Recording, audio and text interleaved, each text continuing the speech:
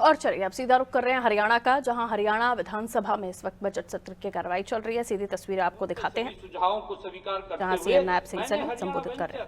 Capital fund को इन पर तेजी से कार्य करने के निर्देश दिए हैं। इसके अतिरिक्त हरियाणा सरकार निजी निवेशकों को 2000 करोड़ रुपए का एक फंड ऑफ फंड्स बनाने के लिए प्रेरित एवं प्रोत्साहित करेगी, जो हरियाणा के स्टार्टअप्स में निवेश करके हमारे प्रदेश को नवाचार और उद्यमिता के प्रमुख केंद्र के रूप में स्थापित करेगा। माननीय अध्यक्ष जी, प्रदेश के स्वर्णिम भविष्य के लिए अनिवार्य है कि हम हमारे युवाओं को और आने वाली पीढ़ी को नशे के जाल में फंसाने से बचा पाएं। इसके लिए मेरा संकल्प जो substance abuse and narcotics knowledge awareness and liberation programme authority, यह प्राधिकरण नाम से यह नया प्राधिकरण गठित करने का प्रस्ताव है। यह प्राधिकरण समूचे प्रदेश में नशे की मांग और आपूर्ति दोनों को जड़ से खत्म करने के लिए सभी दूसरे विभागों के साथ कंधे से कंधा मिलाकर और सारे समाज को साथ लेकर हरियाणा के युवाओं को एक विवेकपूर्ण विकास के मार्ग पर ले जाने का सतत प्रयास करेगा। इस प्राधिकरण के लिए मैं 10 करोड़ रुपए का प्रारंभिक आवंटन करने का मेरा प्रस्ताव है। आदरणीय अध्यक्ष जी, इस उपलक्ष्य में हम डंकी रूट की गंभीर समस्या के निवारण के लिए भी प्रतिबद्ध हैं। इस उद्देश्य से इसी सत्र में हम एक बिल भी लेकर आएंगे। मुझे आशा है कि यह महान सदन उसे सर्वसम्मति से पारित करेगा। हरियाणा विदेश सहयोग विभाग के अंतर्गत कार्यरत हरियाणा ओवरसीज एम्प्लॉयमेंट सेल और हरियाणा कौशल एवं रोजगार निगम के माध्यम से हम अपने इच्छुक युवाओं को अंतर्राष्ट्रीय रोजगार दिलवाने के लिए सुरक्षित मार्ग भी प्रशस्त करेंगे। आदरणीय अध्यक्ष जी, हमने इसी वर्ष मिशन हरियाणा 2047 नामक एक उच्च स्तरीय टास्क फोर्स की शुरुआत भी की है। इसने हरियाणा के सकल घरेलू उत्पाद को 1 ट्रिलियन अमेरिकी डॉलर के स्तर तक पहुंचाने और हरियाणा में 50 लाख नए रोजगार पैदा करने के लिए एक प्रभावी योजना विकसित करने के लिए कार्य शुरू कर दिया है। हर्ष की बात है कि मिशन ने वित्त वर्ष 2025-26 में ही कुछ जिलों के लिए अपनी योजनाओं का प्रूफ ऑफ कॉन्सेप्ट बनाकर देने का आश्वासन दिया है। इस मिशन के लिए प्रारंभिक निधि के रूप में 5 करोड़ रुपए के आवंटन का मेरा प्रस्ताव है। आदरणीय अध्यक्ष जी, विभिन्न विभागों के बजट प्रस्तावों को प्रस्तुत करने से पहले अर्थव्यवस्था और राजकोष की दशा और दिशा के बारे में सदन को अवगत कराने की पुरानी परंपरा है। इसी के निर्वहन में मैं महान कवि श्री मैथिली शरण गुप्त जी के इन शब्दों से शुरुआत करना चाहता हूं। हम क्या थे, क्या हो गए। हम क्या थे, क्या हो गए और क्या होंगे अभी। आओ विचारों आज मिलकर ये समस्याएं सभी।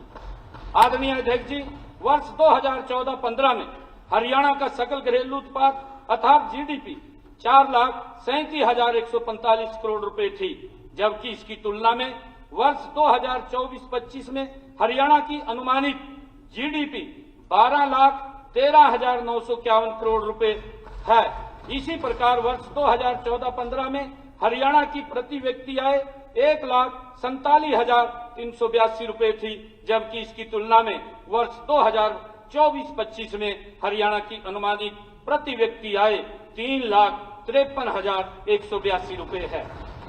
आदरणीय अध्यक्ष जी, इसी प्रकार पिछले 10 वर्षों में हमारी कड़ी मेहनत से राज्य की जीडीपी औसतन 10.8% की दर से बढ़ी और प्रदेश की प्रति व्यक्ति आय औसतन 9.1% की दर से बढ़ी है। इसके लिए मैं इस सदन को बधाई देता हूं और 13वीं और 14वीं विधानसभा के सभी सदस्यों द्वारा दिए गए रचनात्मक सहयोग के लिए उनका भी आभार प्रकट करता हूं।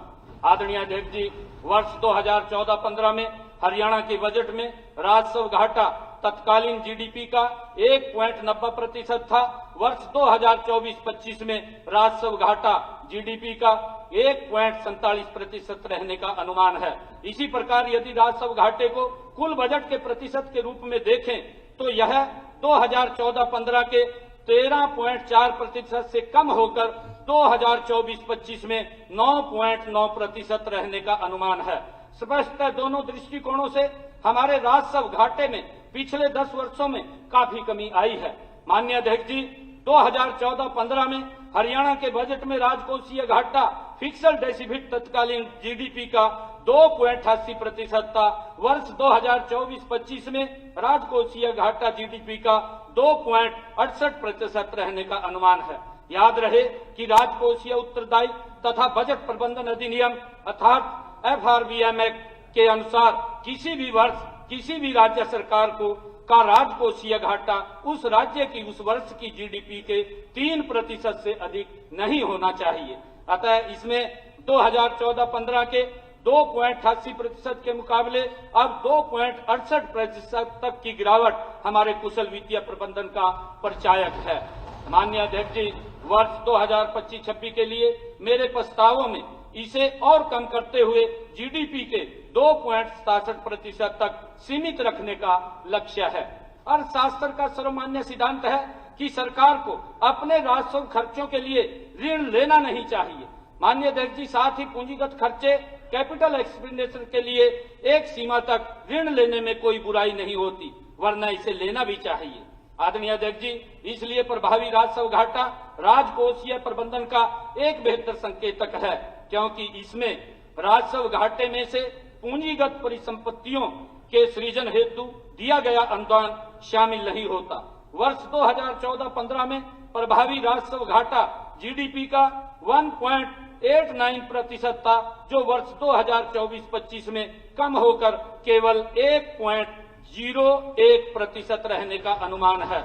इसी कमी से यह स्पष्ट है कि हमारी सरकार ने पिछले 10 वर्षों में पूंजीगत परिसंपत्तियों के सृजन पर बहुत बल दिया है। माननीय अध्यक्ष जी, उपरोक्त उपलब्धियों के बावजूद कई बार सरकार द्वारा लिए गए ऋण के आंकड़े को लेकर लोगों को भ्रमित करने का प्रयास किया जाता है। सरकारी ऋण से संबंधित FRBM एक्ट के प्रावधानों के बारे में हमारे आलोचक जानबूझकर चुप रहते हैं। इसलिए आपकी अनुमति से मैं हरियाणा सरकार के ऋण की स्थिति को एकदम स्पष्ट करना चाहता हूं। आदरणीय अध्यक्ष जी, किसी भी वर्ष किसी भी राज्य का बकाया ऋण उस राज्य की जीडीपी के प्रतिशत की एक निर्धारित सीमा से अधिक नहीं होना चाहिए। वर्ष 2014-15 में हरियाणा सरकार के बकाया ऋण की जीडीपी की प्रतिशतता उस समय के वित्त आयोग द्वारा निर्धारित सीमा से 6.67% बिंदु कम थी। माननीय अध्यक्ष जी, वर्ष 2024-25 में भी सरकार के बकाया ऋण की जीडीपी की प्रतिशतता वित्त आयोग द्वारा निर्धारित सीमा 6.67% बिंदु ही कम रहेगी। स्पष्ट है, आज के बकाया ऋण की प्रतिशतता निर्धारित सीमा से उतने ही प्रतिशत कम है जितनी यह वर्ष 2014-15 में थी। माननीय अध्यक्ष जी, इतना ही नहीं, सरकार के उपक्रमों द्वारा लिए गए ऋण जिन्हें सरकार के ऋण के आंकड़ों में शामिल नहीं किया जाता था, मैं इन 10 वर्षों में एक भी रुपए की बढ़ोतरी नहीं हुई है, परंतु इन दोनों तथ्यों को हमारे आलोचक छुपा लेते हैं। आदरणीय अध्यक्ष जी, हरियाणा सरकार के कुल 43 उपक्रम हैं। इनमें से 24 उपक्रम कंपनी एक्ट में, 19 उपक्रम कोऑपरेटिव सोसाइटीज एक्ट में पंजीकृत हैं। इन 43 उपक्रमों का वर्ष 2014-15 में कुल बकाया ऋण 69,922 करोड़ रुपए था, जो वर्ष 2023-24 में घटकर 68,295 करोड़ रुपए रह गया है।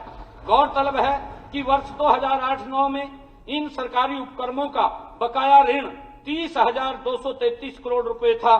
आंकड़े गवाह हैं कि जहां एक और 2008-9 से लेकर 2014-15 के बीच के 6 वर्षों में सरकारी उपक्रमों का बकाया ऋण 30,233 करोड़ रुपए से बढ़कर 69,922 करोड़ रुपए हो गया था, वहीं 2014-15 से लेकर 2023-24 के बीच की 9 वर्षों की अवधि में सरकारी उपक्रमों का बकाया ऋण बढ़ने की बजाय 1,627 करोड़ रुपए आदरणीय अध्यक्ष जी कम हुआ है।